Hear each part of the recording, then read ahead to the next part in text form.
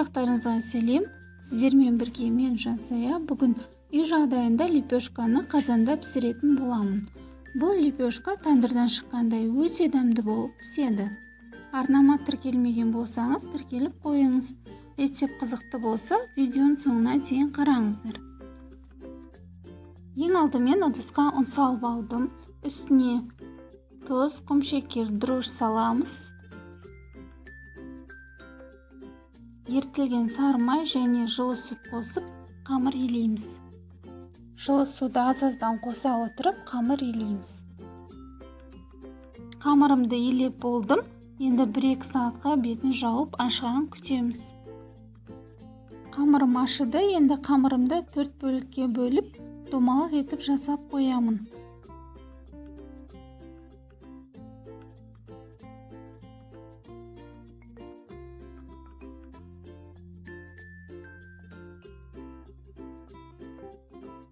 Он 15 минутқа демалдырып қоямын.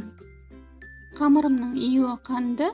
Енді осылай жұдырықтың көмегімен басып шығамын. Барлығын осылай басып шығамын.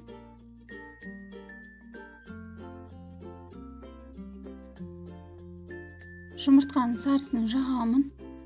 Сәндік үшін және ерекше дәм беріп тұру үшін күнжіт пен мак себеміз.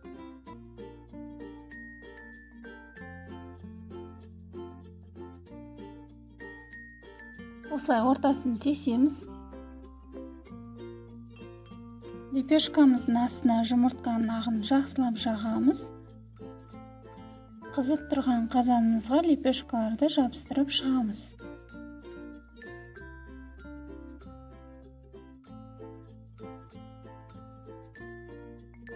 Жабыстырған кезде кішкене ұстап тұрамыз.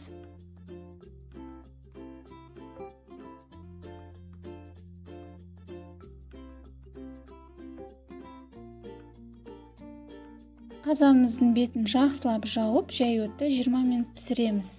Сосын қазанды төңкеріп, лепешкамыз қызарғанша пісіреміз.